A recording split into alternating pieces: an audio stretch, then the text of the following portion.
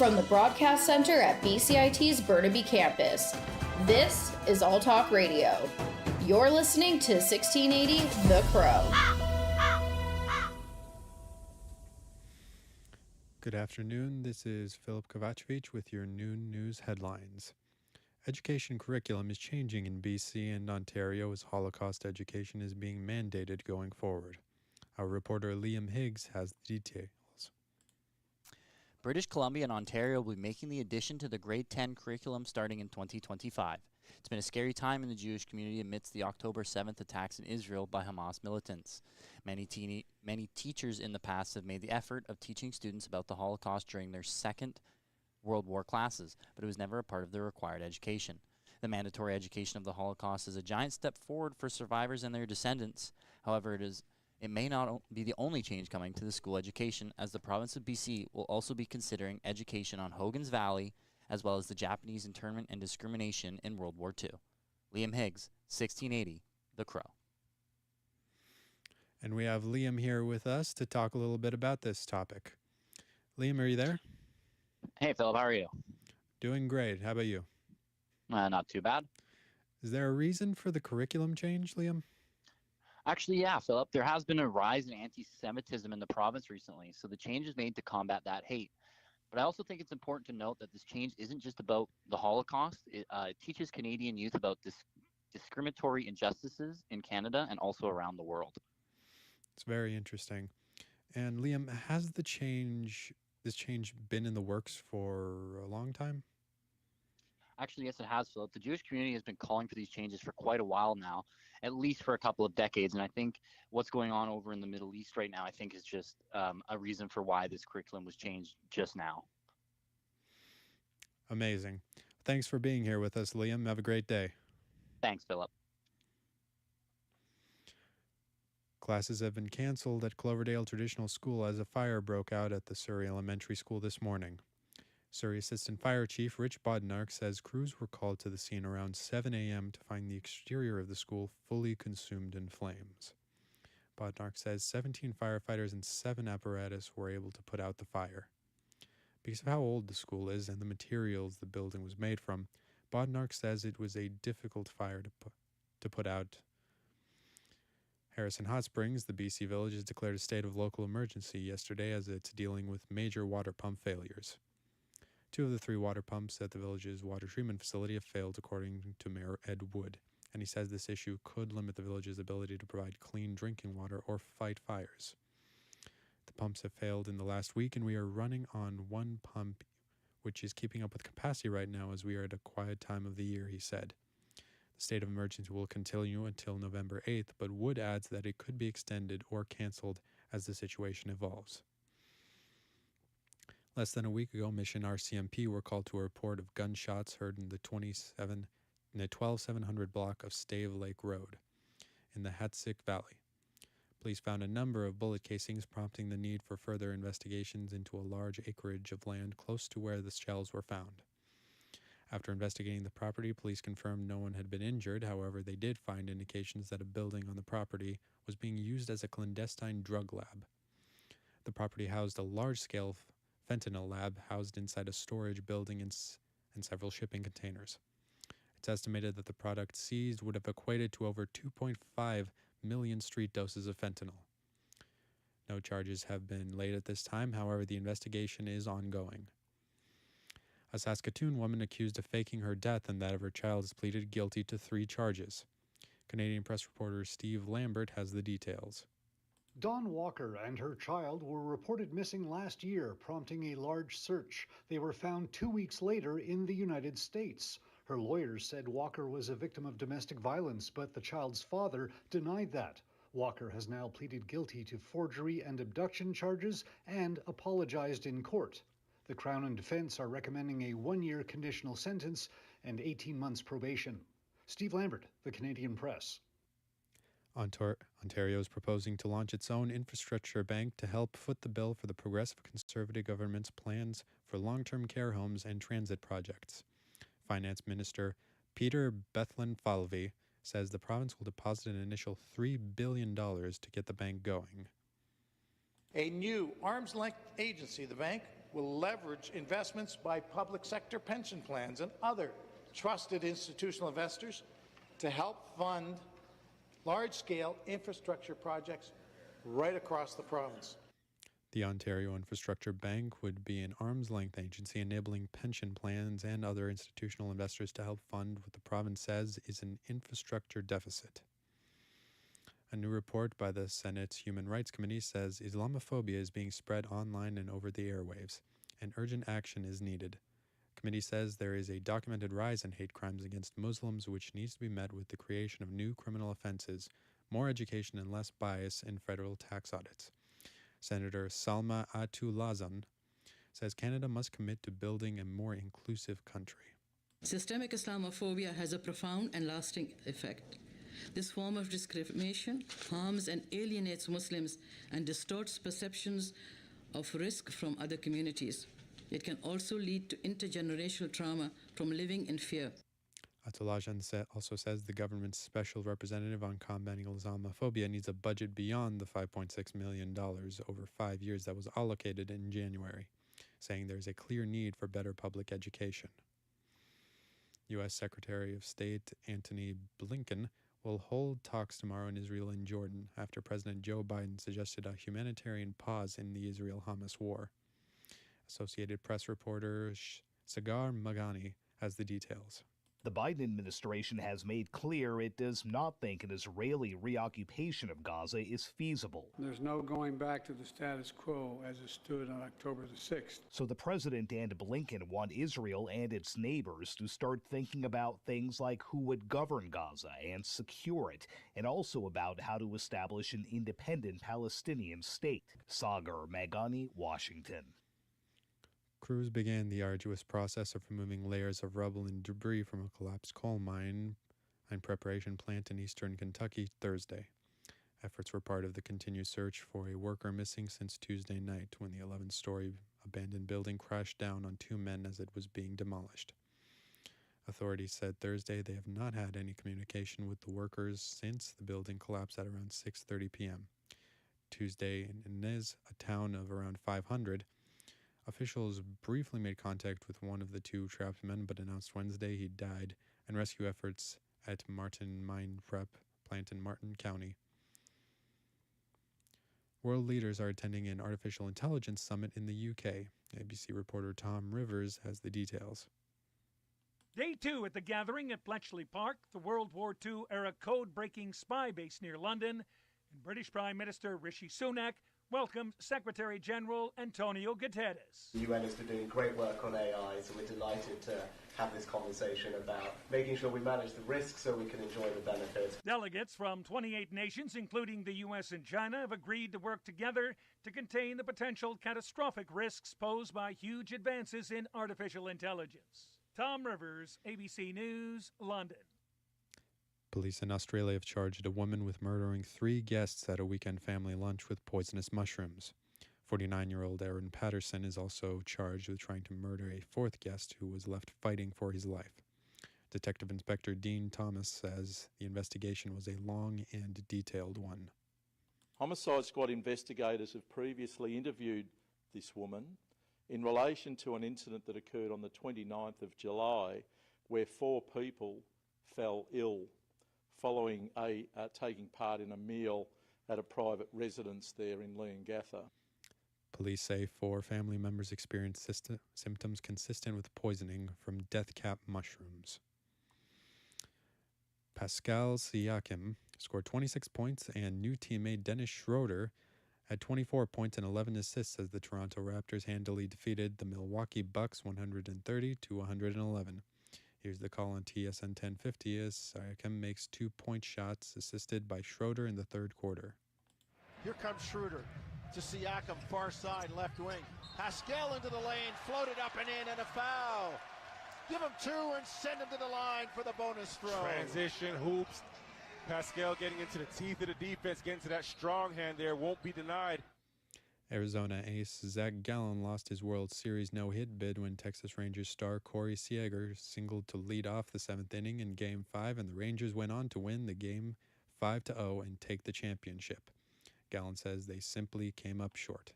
Anytime the season ends and you're not the last one standing. It's tough.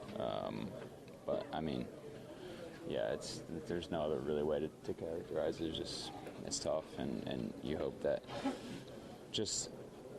that this feeling just kind of not necessarily lingers, but it's kind of in the back of your mind of trying to prevent that from happening again. A new king of Major League Baseball has been crowned. ABC reporter Jim Ryan has the details. After a championship series that went 5 games, an ESPN announcer was the first in history to say, "The Texas Rangers are World Series champs." A championship drought that predated the Rangers' arrival in Arlington was ended with a 5-0 win over the Arizona Diamondbacks. Fans back here in the Rangers' hometown felt joy and relief. It's like weights lift off my shoulders. Been waiting so long for a championship from the Rangers. It's finally happened. Arlington plans a parade for the returning champs Friday. Jim Ryan, ABC News in Dallas-Fort Worth. Now for the weather. It'll be cloudy with rain showers throughout the afternoon and a high temperature of expected to be 13 degrees Celsius. Tonight there should be a partly cloudy chance of showers in the evening with a fully clouded showers overnight with a high temp of 9 degrees Celsius. Those were your news headlines for 12 p.m. Philip Kovacevic, 1680, The Crow.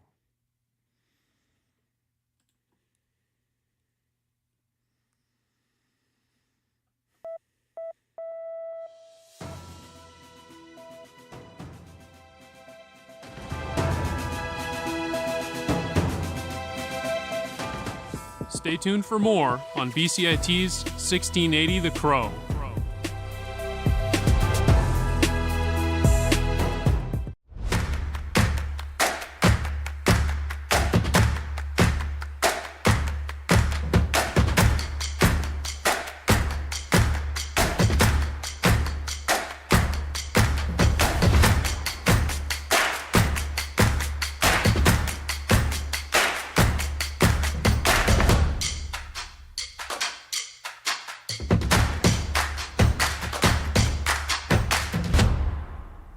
Everything is changing to digital. Everything is online. People aren't just waiting for the 6 o'clock news anymore. People want their news right now. They want to be able to go onto their smartphone, onto the internet, and see the news that they want to see. Vancouver is growing at, a really rapid rate, the Lower Mainland even, and with the tools that we're given here, we're able to cover all of that. Welcome to BCIT Magazine. I'm Radhika Sikakane. In the program, they really leave it up to you. I mean, the help is there when you need it, figuring out how to use the programs like Premiere, Audition, and figuring out how to use the cameras. But it's up to you to sort of experiment and figure out what you can do when you go out in the field. They brought candles and flowers to remember the student who lost her life yesterday. Theresa May says the international community condemns Moscow. They really make sure that you know the basics and you are able to put out a quality product. I'm Brady Tretnero. And I'm Radhika Sikakane. Thank you for tuning in to BCIT Magazine.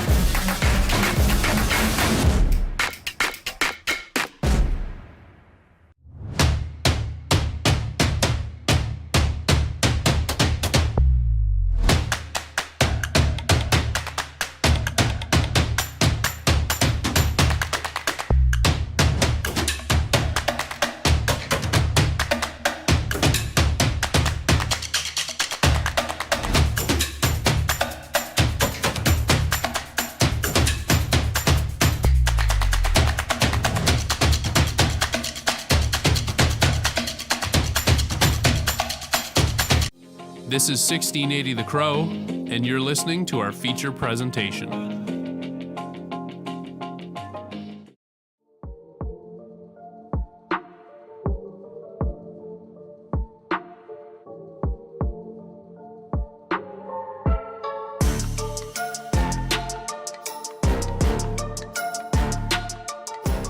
Welcome everyone, I'm Max Mashman. I'm Jake McGrail. And we're doing The Monster Cast. Nailed it. So Max, it's Halloween week, the week before Halloween, one of my favorite days of the year.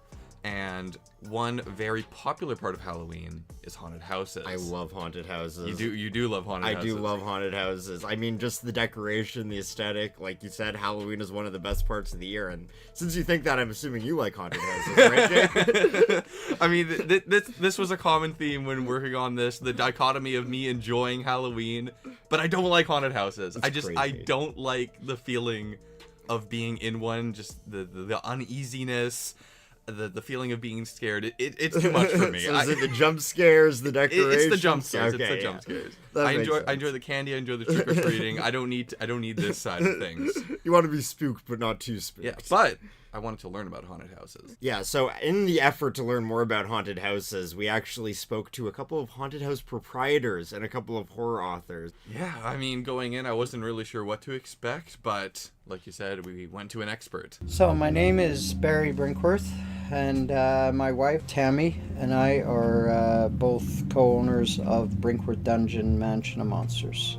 Brinkworth Dungeon began in Richmond over 20 years ago. It's now in Langley and is set to move again next year as Barry and his wife Tammy plan to sell their place and move elsewhere in Metro Vancouver. But no matter where he's been, Barry has always wanted to run a haunted house. My very first haunted house was when I was for my 9th birthday. We had a house with a basement in Kerrisdale, and I said I'd like to build a haunted house in there. And they allowed me to do it and gave me a bunch of materials and all sorts of stuff, and then I just kind of ran wild. And I had 7 friends and I toured them through and scared them. Last year was actually the 50th anniversary really of Brinkworth Dungeon. That's where it was all started.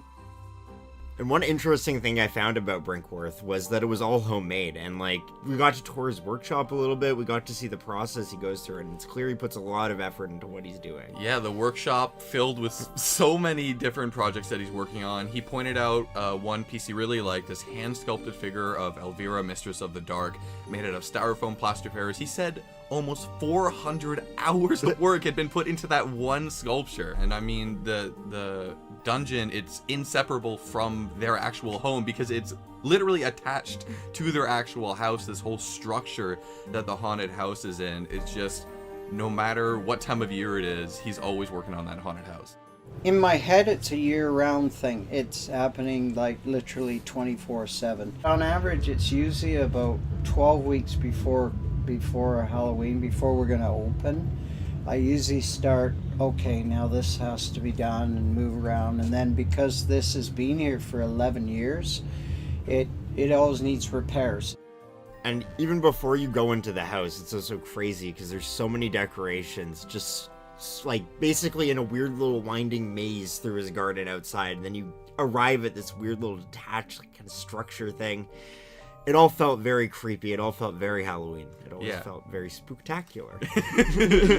There weren't any of the house's scare actors that we went through, which personally I appreciated that. But it was still a creepy journey winding through the house as we did.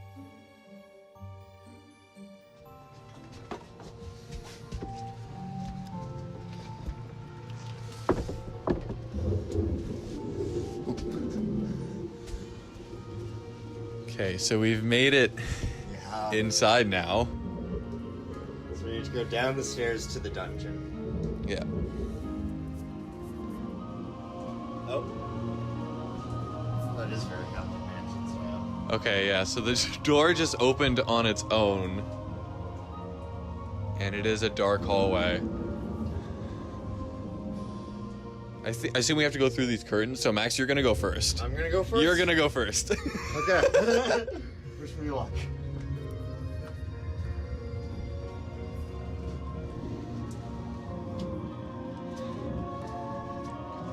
The roof is also leaking, which is which it adds to the aesthetic. It's not intentional, but it does very much add to the aesthetic.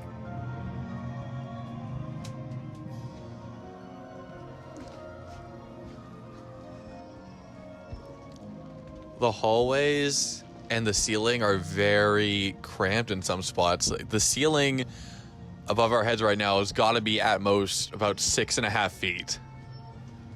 So many like little windy things, you can't see what's around the corner. Yeah, very twisty turny. Oh. There's a whole Egyptian mummy section that's just like went from a house to a stone temple. Now we're just like in a cave underground. Every horror pop culture reference you could want is here.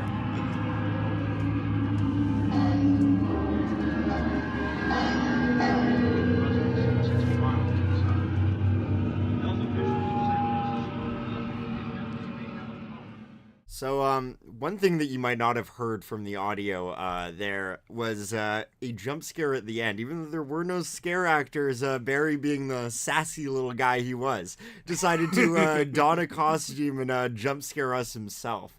And unfortunately, we did not capture Jake's reaction to that, but... It wasn't my fault. I was recording the audio. I don't know what happened. I Sure, might have, Jake. I might have pushed some sort of button when I was startled or like shook my phone in some way. But no, I mean, I wish we had it. I suffered, and it wasn't even for the content. Yeah, it wasn't for the content. And I mean, it was spooky. I mean, initially I almost thought he was a decoration, and then... Yeah, I mean, that's really goes back to why I'm not a huge fan of haunted houses, because going through the rest of the house and appreciating the artistry there, I thought that was cool. It was fun seeing all that creativity, all the creepiness. But then I just don't get why people enjoy that feeling of sudden terror and being scared in that way. Yeah, but someone who might get why people enjoy that sudden terror and being scared in that way is horror author, local Vancouver horror author, Christopher O'Halloran. I think most people want to feel the danger. And we see that a lot with, action movies and thrillers and everything. And we see that a lot with the proliferation of true crime these days. And Chris also thinks there might actually be a real-life benefit from consuming horror as a genre.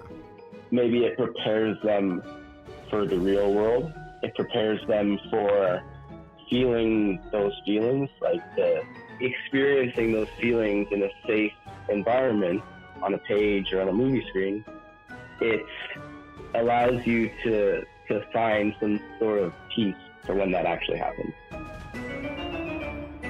I mean, Max, I don't know about you, but for me personally, I don't know if anything will prepare me to have a feeling of peace when someone wearing a clown mask jumps up from behind a wall and wields a knife at me. But that's just me. And speaking about feeling horrified in the moment, we also went to another haunted house, one called Cougar Creek, which was almost like a haunted village. And then while we were there, we spoke with Heather Gibbons, one of the longtime staff members at the place. The funny thing is, I'm not really into horror, but I love the atmosphere. It is a crazy, fun atmosphere. People love it and hate it and love to hate it, if you know what I mean. So now we have someone not even that into horror working at a haunted house. I thought that was like the most important thing you had to put in your job application. Yeah, well, I think Heather just loves the work because of the social element of it. I mean, according to what she said, and the actors, and like the just kind of the vibe and the experience. The customers are great. They come out of the house breathing very hard, and sometimes even worse than that. But they love to talk and tell what they experienced, what they enjoyed, and that sort of thing. The actors are crazy, but so much fun. Something that we learned from both Heather and Barry when we went to their haunted house is that the haunted house community here in the Lower Mainland is actually one that can be fairly interconnected and fairly friendly with each other. Yeah, I know, it kind of surprised me too, but according to Heather and Barry, who both already knew each other and had visited each other's haunted houses very close to the interviews just a few days before we spoke to both of them. And apparently, so a very interconnected community and a lot of friendly competition. In BC, there aren't that many haunted houses, so it is a community. Of course, they want to keep their secrets, and ever reveal everything. You always hold a few things back, but they do work together as much as possible. I really didn't expect going in how much we heard from both haunted houses we checked out about the feeling of community. Yeah, but I guess like all the actors are all local, right? All the staff are all local, and they're doing it as almost a community event. I mean, I know both haunted houses donated to the food bank. I know for Barry, it was a big part of the reason he started his first kind of professional one. I mean, his first one was when he was 9 years old, but yeah, first professional one. First professional one was to raise donations for the food bank, and what he actually told us was that at the time, very unique model, and then he realized that like everyone else was also doing that, which is kind of crazy, honestly. That you have a community of monsters, spooky people, yeah. But they're just sweethearts wanting to get back to the we're community. We're in the business of scaring people, except also at the same time we're doing all this charity work for the same people that we're scaring. And so another common theme is that these houses, they're run by artists, and this is really a way for them to express themselves. They put a lot of effort and care into their work, and it's on top of being about scaring people, it's also this way of just showing off all of this passion that they have. Our cost to actually do this is like, it almost makes it impossible to do it, but I have so much passion for it. I'm an artist. It's expressing yourself and doing something you're really passionate about.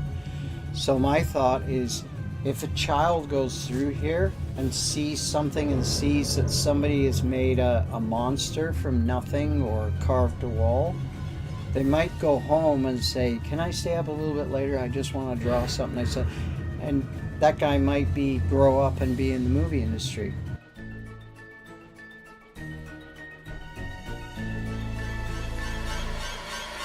I mean, that concludes our spooktacular, horrific, horrifying haunted house experiences. Any last thoughts on that, Jake? I mean, I can say that haunted houses, still not for me personally. I mean, I do get why people like you, like Barry, like Heather, like everyone else do enjoy them. I feel like I'm someone, I can appreciate them more from a safe distance. So your opinion wasn't changed on these? Not too much. I mean, I enjoyed hearing more from their perspective, but and seeing the artistic side of it, but I don't think I can be convinced to enjoy jump scares. Well, Jake, let me tell you, my opinion did change. Oh, what is it? For the better. I love them even more now.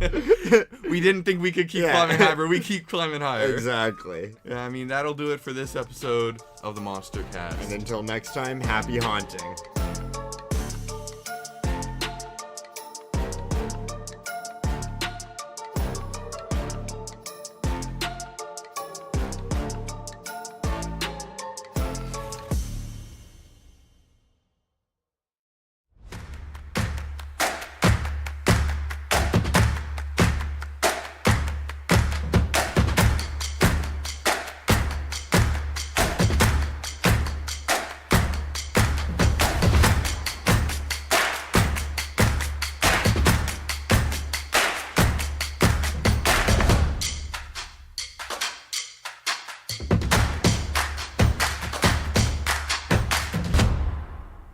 Everything is changing to digital. Everything is online. People aren't just waiting for the 6 o'clock news anymore. People want their news right now. They want to be able to go onto their smartphone, onto the internet, and see the news that they want to see.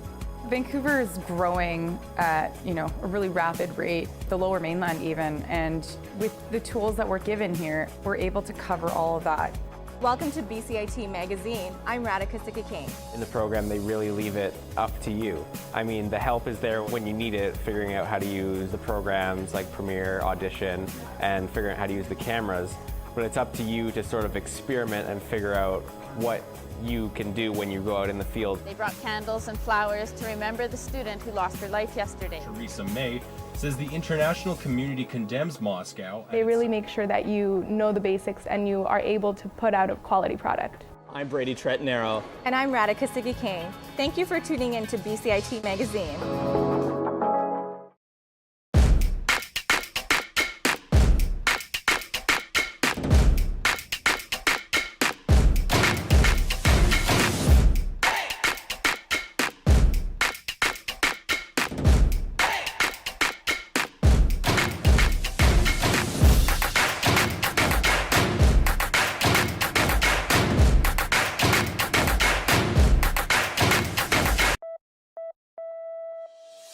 From the Broadcast Center at BCIT's Burnaby Campus, this is All Talk Radio.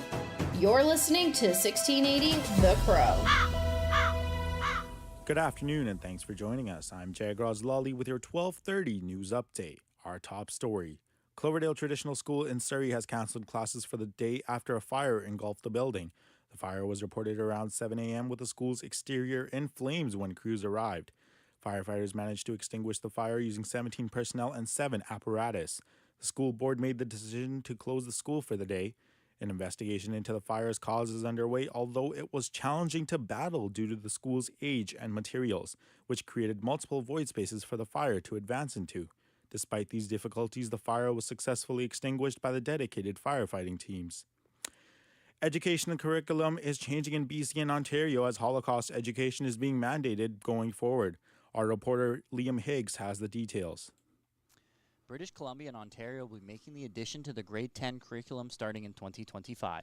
It's been a scary time in the Jewish community amidst the October 7th attacks in Israel by Hamas militants.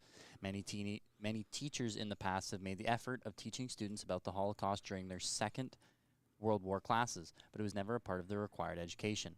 The mandatory education of the Holocaust is a giant step forward for survivors and their descendants. However, it may not be the only change coming to the school education, as the province of BC will also be considering education on Hogan's Valley, as well as the Japanese internment and discrimination in World War II. Liam Higgs, 1680, The Crow. The village of Lytton, destroyed by a wildfire 2 years ago, has issued its first downtown single-family home building permit, marking progress in its rebuilding efforts. Mayor Denise O'Connor acknowledges the time taken but expects more permits to follow. Residents have protested the lengthy delays in returning to their homes. Factors including soil contamination and archaeological land reviews due to its First Nation site status have caused the rebuilding delays. The wildfire coincided with record heat in the area where temperatures soared to historic highs. Public Safety Minister Mike Farnworth confirmed the widespread destruction of homes and infrastructure in the village at the time. The former street gang leader accused in the 1996 death of rapper Tupac Shakur has pleaded not guilty in a courtroom in Las Vegas. Margie Zaroletta of the Associated Press has the story. Dwayne Keefe D. Davis stood in dark blue jail clothes and shackles before Clark County District Judge Tiara Jones and said he understood he has been charged with murder. Davis was represented in court by 2 special public defenders after he lost his bid to hire defense attorney Ross Goodman, who had spoken for Davis 2 weeks ago. Jones says prosecutors will not seek the death penalty. Davis remains jailed without bail. The indictment alleges Davis provided a gun to someone in the back seat of a Cadillac who shot Shakur near the Las Vegas Strip 27 years ago. I'm Margie Zaroletta. In October, the Real Estate Board of Greater Vancouver reported 1,996 home sales, marking a 3.7% increase from the previous year, but remaining 29.5% below the 10-year average. New property listings also rose with 4,664 listings, a 15.4% increase from the previous year. The composite benchmark home price in Metro Vancouver was $1,196,500 in October, a 4.4% increase from 2022, but a 0.6% drop from September 2023. The benchmark price for single-family homes in this region is now $1.5 million, a 1.5% decrease from September, but a nearly 5% increase year over year. The Last Dance for the Beatles is here with their final recording. ABC's Tom Rivers has more. The highly anticipated song Now and Then, written by the late John Lennon and later developed by the other band members Paul McCartney, Ringo Starr, and the late George Harrison. The track was sourced from a Lennon vocal and piano demo recorded in the late 70s. State-of-the-art audio recovery technology was used to isolate his voice for the mix. It's being released as a double A-side along with the band's debut single, Love Me Do. Tom Rivers, ABC News, London. Let's take a look at the weather now as rain showers are continuing throughout the day and into the weekend with a high of 13 degrees. So make sure to have those umbrellas up and those raincoats on. That's all for your 12:30 news update. I'm Jagraz Lally. Stay safe, stay healthy, and stay listening to 1680 The Crow.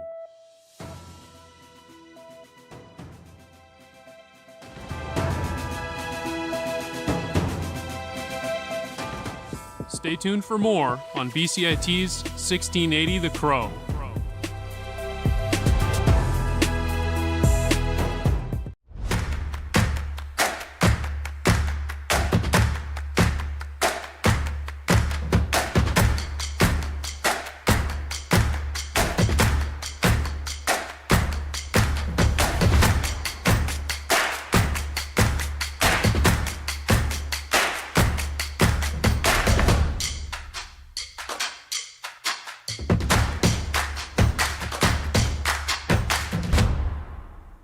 everything is changing to digital. Everything is online. People aren't just waiting for the 6 o'clock news anymore. People want their news right now. They want to be able to go onto their smartphone, onto the internet, and see the news that they want to see. Vancouver is growing at, a really rapid rate, the Lower Mainland even, and with the tools that we're given here, we're able to cover all of that. Welcome to BCIT Magazine. I'm Radhika Sikka-King. In the program, they really leave it up to you. I mean, the help is there when you need it, figuring out how to use the programs like Premiere, Audition, and figuring out how to use the cameras.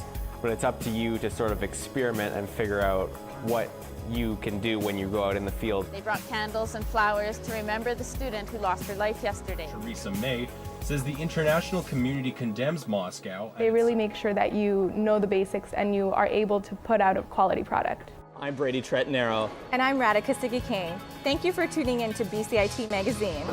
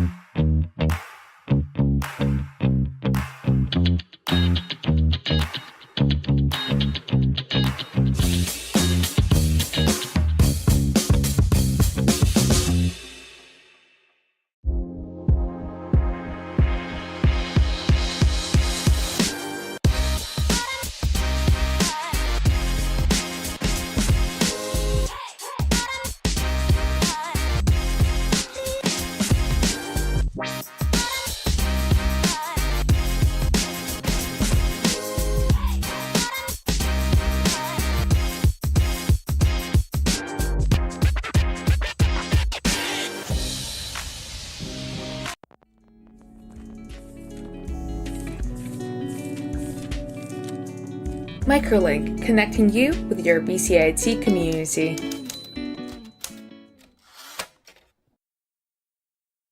Hello everybody, my name is Tatiana Yakovleva and welcome to the first episode of Microlink for the fall term.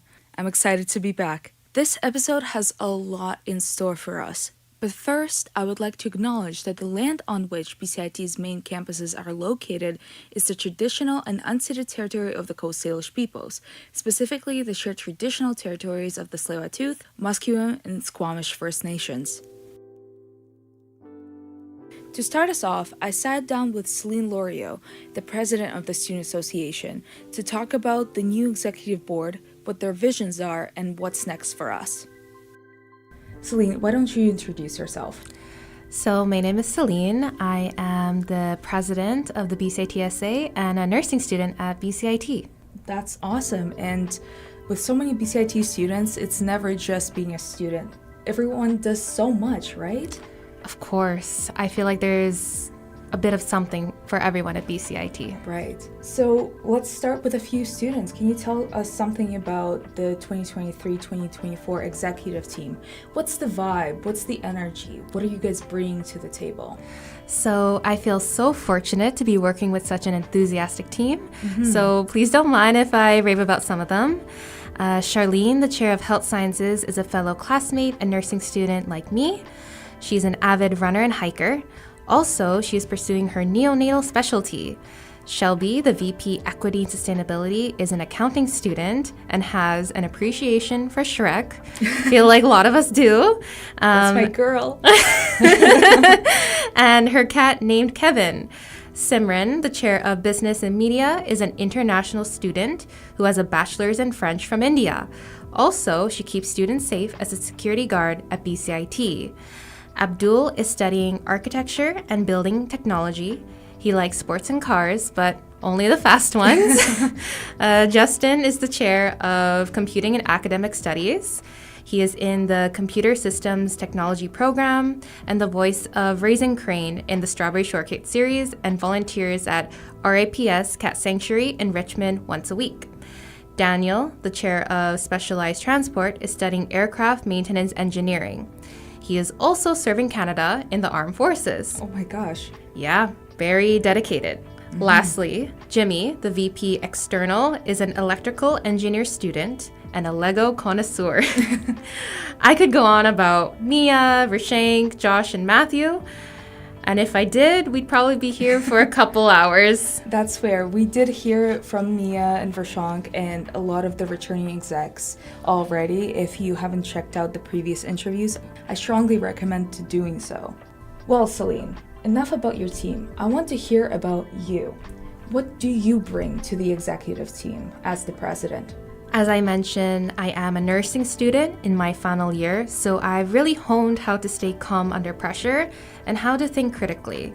Before this role, I served as the BCIT SA Chair of Health Sciences, and based on that, I know how it feels to be new at the SA. Therefore, I really try my best to set up my executives for success by regularly checking in, acting as a soundboard for new ideas, and encouraging self-care in work-life balance. I firmly believe that the president should share power, and leadership is best when it's collaborative. My priority is that students should feel seen, heard, and valued. It's not about being president that motivates me, it is serving the SA mandate of enhancing student life. Can you briefly touch on what enhancing student life means to you? So, enhancing student life is really listening to the students and delivering on what their current needs are. One of these mission projects that I'm working on is supporting students' mental health and awareness at BCIT. I plan on continuing with my Campus Convos events, which are mental health workshops with guest speakers shared over a meal at small round tables. This was actually a shared initiative with Josh Liu, the VP Student Experience that we started last year. So I'm definitely excited to continue with this initiative. Also, I want to boost student resilience and foster that sense of community by hosting more social events. I want to make BCIT more fun. I personally root for paint night, so maybe you can make it happen one day. For sure. Okay, we got one vote in. Hopefully it'll get through. As a nursing student, what is the value of mental health? I'm sure you know that more than I do. So can you please briefly touch on that and the magnitude that it carries? So I started my nursing studies in the peak of COVID. Right. And that was the strangest time of my life, right? Because instead of practicing in the community, we were practicing with simulation mannequins, right? So I think for me, mental health is so important because the pandemic made us more disconnected, right? And I think being a nursing student puts me in a unique position to really be in tune with what's going on around me in my environment and have a sense of what's going on for people and how I can really use my compassion to help others. Yeah, I think that's why mental health awareness, especially for students at BCIT, is so important to me. Is that the main reason you got into nursing? Yes, because I have had the privilege of growing up with lots of inspirational nurses, and I think just seeing the impact they had on their communities and, you know, sure, no one is ever going to remember their names all the time, but people remember how they made them feel. And I think that is really what inspired me to get into nursing, because I want to have that kind of impact on someone. Yeah, make them know that I didn't give up, that, you know, no matter what, I'm there for them. I love the quote that it's more about how nurses make people feel, because in medical or mental health aspects, it's so vulnerable. Yes. And having a right attitude just makes the difference so much. But we'll stray away from that topic and we'll come back to the initiatives. Are there any other initiatives that your colleagues have been fostering that you're very excited about? So I'm excited to work with Shelby Woida, the VP of Equity and Sustainability, to find ways to indigenize the organization. And we are thinking of doing this through consulting with elders on best practices so we can move more in the direction of promoting reconciliation that is meaningful to us. We hope to achieve this through education and events in collaboration with community partners at BCIT.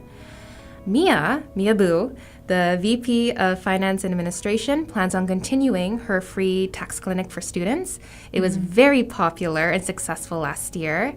I think this is an excellent initiative as tax time can be stressful for students, and it allows student volunteers to practice their tax skills. Vershank Prabhu, the chair of Energy, is leading the SETREP committee, which is focused on improving the SETREP program for everyone. And actually, many executives are interested in finding ways to just make it that better experience. And lastly, Justin Saint, the chair of Computing and Academic Studies, plans to continue hosting the annual QDS Hackathon, where teams work together to create solutions to an industry problem. And the winners get prizes and chances to connect with the judges who are potential employers. Ooh, Lots of fun stuff happening. So you mentioned the tax clinic, correct? And I personally can vouch that I volunteered for it last year. Honestly, an amazing experience for those who go there and volunteer there as well. But speaking of taxes and the economy, as you know, that the current economy is not very favorable with the interest rates rising, and it has affected everyone. Currently, there was a referendum last year regarding finances. So how does BCIT Student Association operate in a deficit? And how do you choose your priorities when it comes to limited funds? Because everything has a limited fund. We cannot... Of course. Unfortunately, we would love to have unlimited funds, but that's not realistic. So how do you set your priorities in this situation? It's true that we are in a deficit, and we have chosen not to cut back services to students. Hosting successful events requires thoughtful planning and buy-in from the team.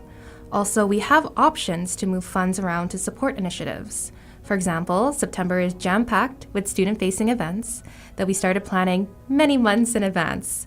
The execs will be present at the events, so please stop by and hang out with us. It'll be great. Awesome. Well, can you give us a sneak peek of one of those events? Oh, one of them, we plan on having a pub party where we'll have a DJ and we'll have meal specials. And yeah, I'm really excited just thinking about it. And besides the social events and gatherings, what do you think that the students at BCIT need the most in this current time? It isn't easy being a student. Affordability is huge, and we know students need to feel supported during their academic journey, and there are numerous negative impacts from the rising cost of parking, housing, food, education, and textbooks.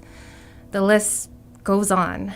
I see it every day with my classmates, many of whom have to work longer hours or take additional jobs just to make ends meet. Right. Additionally, mental health challenges continue to be prevalent, and no student should have to face this alone without adequate support. The SA is here to help, and will keep pushing BCIT and the government to step up even more. And what does stepping up mean for you in this case? So stepping up means really addressing these needs and being there for students. We opened a food pantry and we secured student support as a BCIT SA community for increased investments in this program over the coming year. Most importantly, we are constantly advocating to BCIT and the government around parking affordability, student aid, better regulation of international tuition, and increased mental health support. And as far as I understand, that's the responsibility of VP External to lobby for those things. Correct. I know that's not your role, but can you briefly give us a sentence or two to summarize what your colleague does? So Jimmy, the VP External, he goes on lobby trips with the government relations strategist Stuart. And in those trips, they are purposeful trips where they advocate for students in meetings with government officials. I'm sure it's very tiring to do so, but I appreciate Jimmy doing that on our behalf. We'll get to the nitty-gritty part. I've heard some rumors that some students feel there is a disconnect between the student association and the students themselves. Do you think that is the case? We can always do better. And this is top of mind during my presidency. Students connect with us for appointments with advocacy specialists for support with wellness and navigating BCIT educational policies. Also, students enjoy connecting with career specialists as they help give them that extra boost that they need in their careers and connect them with employers at career fairs. We form a council with student representatives across all schools and campuses. Therefore, I strive to find ways to motivate students to join, especially where students can directly have their say and shape the direction of the SA. BCIT attends student consultations with us throughout the year, so this is a great way to let them know what challenges and suggestions you have. And for want students to get involved and to really voice their opinions, how can they do that? I believe, as far as I know, anyone can sit on the council meetings. Is that correct? That is correct. Everyone is welcome. We have food. And yeah, it's one of the best ways to stay in the know in what's happening in the student community. SA itself, there was a 5-year plan called Raising the Bar. What does that mean to you specifically, Celine? Raising the bar means putting in the work to match words to action. For instance, we want to engage with more students by having more student-facing events throughout the year. Doing so will increase our presence at BCIT and student engagement at times such as the AGM and elections. Our new strategic plan will require everyone to work together in January to determine how we move forward into the future to enhance student life. And what do you hope will be accomplished by 2024 with this plan? I hope that students will be able to see our presence and feel that we are here to support them. Is there anything else you'd like to say to the BCIT students listening today? At the BCIT SA, you choose how you want to be involved. You can join one of our 40-plus clubs, attend Kickstart and Welcome Back events, sign up as a set rep or counselor, or go to our website to learn about all the great services we offer. Please reach out to us if you have questions or concerns and send us your ideas. We are an inclusive and welcoming organization, pet-friendly too. That is true. I've seen so many cute doggies running around. But I personally lobby for more cats. I'm a cat person. We need more cats. Yes. Unfortunately, you can't tell them where to go, so that's probably the only hiccup. But to end things off on a maybe slightly lighter note, do you have any advice for upcoming students? A lot of people are starting in September. What do you think a new student at BCIT should know? At BCIT, there are so many people that would like to help you and so many resources here. And no one is ever going to turn you away if you say you're not okay. And yeah, we are a supportive community and we really want to see our students thrive. I think it takes effort to reach out, which is why there might be a sort of barrier when it comes to it. But I can say from personal experience, it is worth it. If there is anything, an issue going on, and even if it's not really related to student life, you can always find resources. I personally encourage every listener to really reach out to people. We're only an email away, really, so. Yeah. And you can book appointments with Celine and other executives as well. Can you tell us a little bit about that? So each executive holds their office hours, and one way to find out when we're available is to go on our website and click the link to book an appointment with us. Or even if you just see us in the hallway, talk to us. We're happy to chat. So now you know how Celine sounds like. So if you hear her voice, you know who she is. That's what it's like, hi, Celine. But thank you so much for joining us today. I hope that the September will be off to a great start. It sounds like a lot of is cooking up, and I'm excited to see what's going to happen. Yeah, like I said, I want to make BCIT fun again. To continue discussing changes at the Student Association, I sat down with Roland Gagel, the Director of Finance and Interim Executive Director for the SA. He and I discussed what his two current roles entail, how they play into one another, what their differences are, and what they do to make the student life better.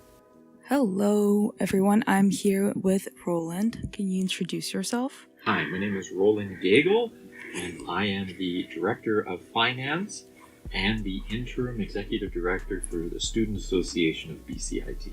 So, Director of Finance is your main role, correct? That is correct. Can you tell me more about your main role?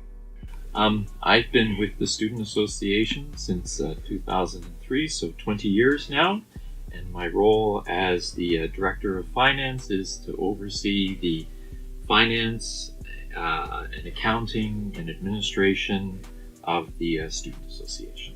And in terms of being Interim Executive Director, how does that look like for you? I get a lot more emails on a daily basis now. So role of the Executive Director, it's overseeing the operations of all of the staff and acting as a liaison, as a liaison to the board and council. So assisting and supporting them and translating their objectives down to the staff and trying to achieve the goals that they want to have. And in that position, do you integrate with all of the levels of the Student Association, or is it more of a relay between the board and the employees of the Student Association? There's obviously a team of people. I don't talk to everybody individually. In totality, the Student Association has about 100 staff, so I don't talk to everyone, and many of the staff are involved with serving the students at our retail stores and things. Right.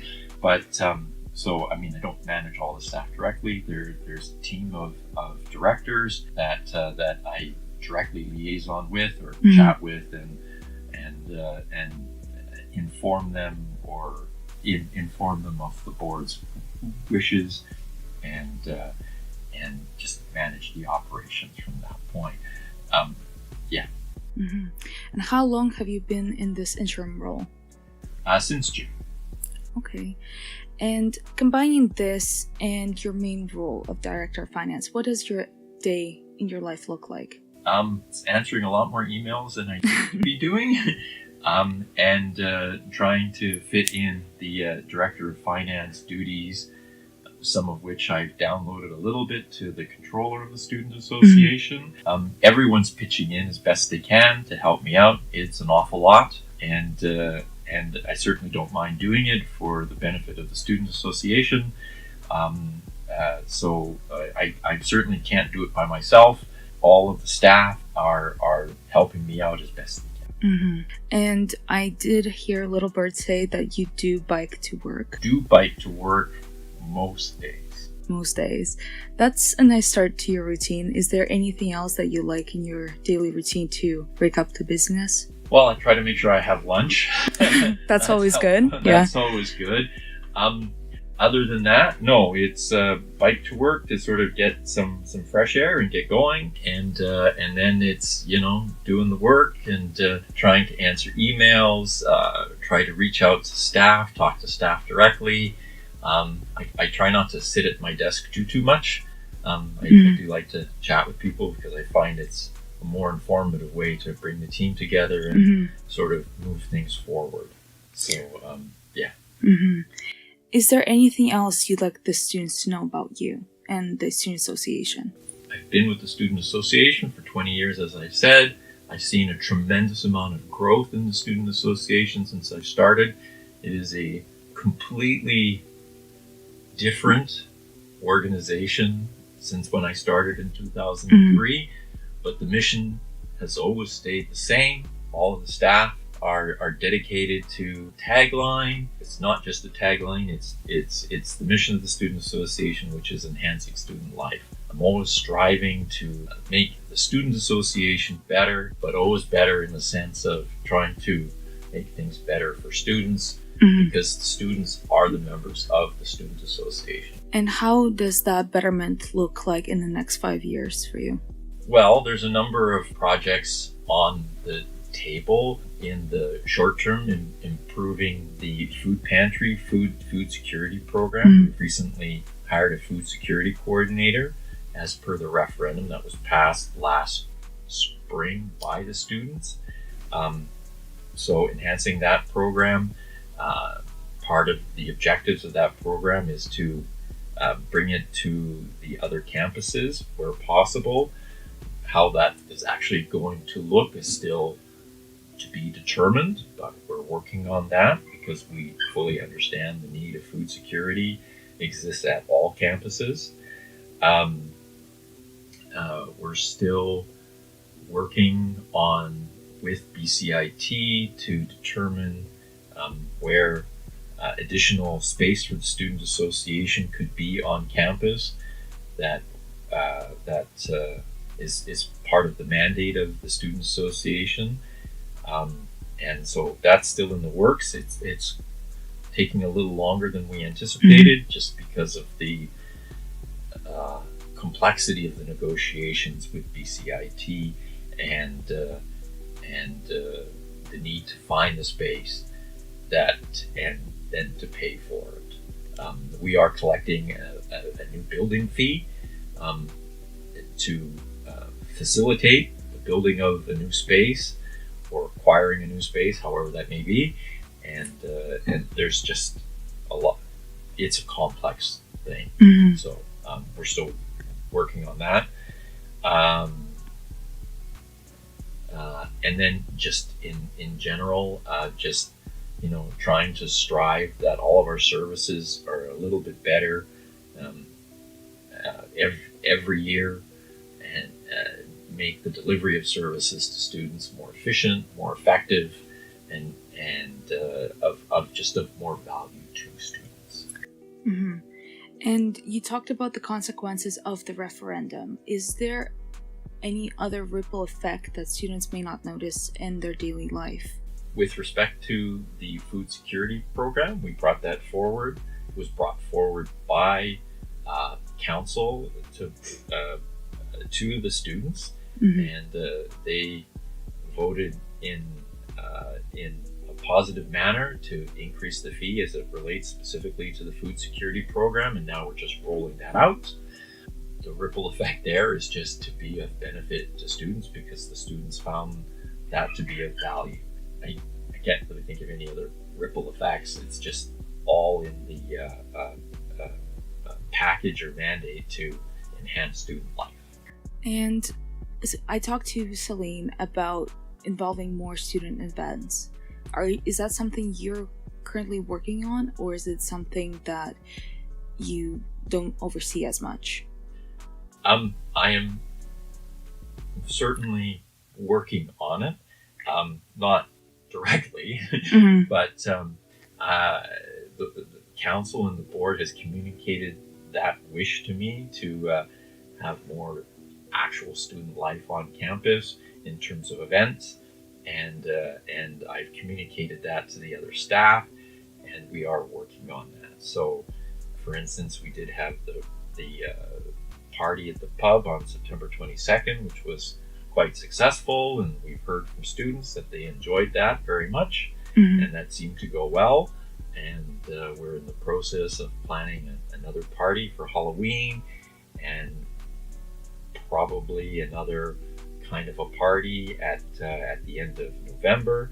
And we intend to continue planning more events, both bigger events and smaller events, to provide more life on campus. What was some of the feedback that you received from the students during the Habitat Pub party? Generally positive. They all seem to have a good time. There was some pickup on the Uber rides that we provided to students for the night of the party.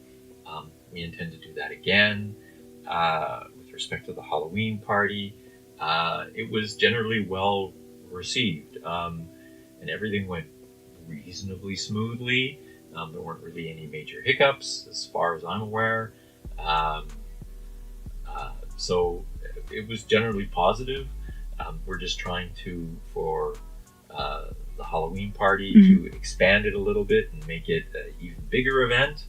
I'm not going to share any details because that's going to come out in the next week or two, the details as it relates to that.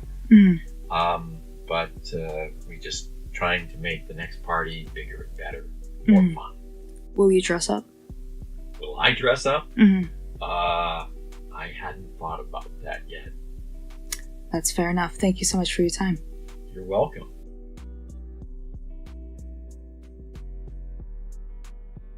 I hope those 2 interviews were very insightful for you folks, because they were for me, and I work for the Student Association. Oh, but speaking of, you can check out more Student Association content, events, and things that are happening in the area on the Instagram at BCITSA. Same with Link. Our Instagram is at LinkBCIT. Also, check out our TikTok, run by yours truly. Thank you so much for tuning into this episode, and I will see you in the next one.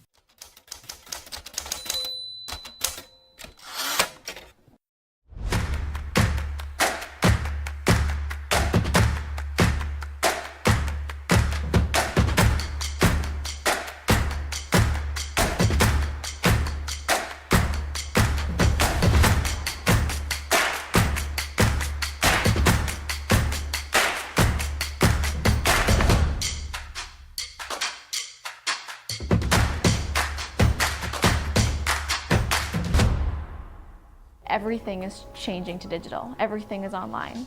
People aren't just waiting for the 6 o'clock news anymore. People want their news right now. They want to be able to go onto their smartphone, onto the internet, and see the news that they want to see. Vancouver is growing at, a really rapid rate, the Lower Mainland even, and with the tools that we're given here, we're able to cover all of that. Welcome to BCIT Magazine. I'm Radhika Sikakane. In the program, they really leave it up to you. I mean, the help is there when you need it, figuring out how to use the programs like Premiere, Audition, and figuring out how to use the cameras. But it's up to you to sort of experiment and figure out what you can do when you go out in the field. They brought candles and flowers to remember the student who lost her life yesterday. Theresa May says the international community condemns Moscow. They really make sure that you know the basics and you are able to put out a quality product. I'm Brady Tretanero. And I'm Radhika Siggi-Kane. Thank you for tuning in to BCIT Magazine.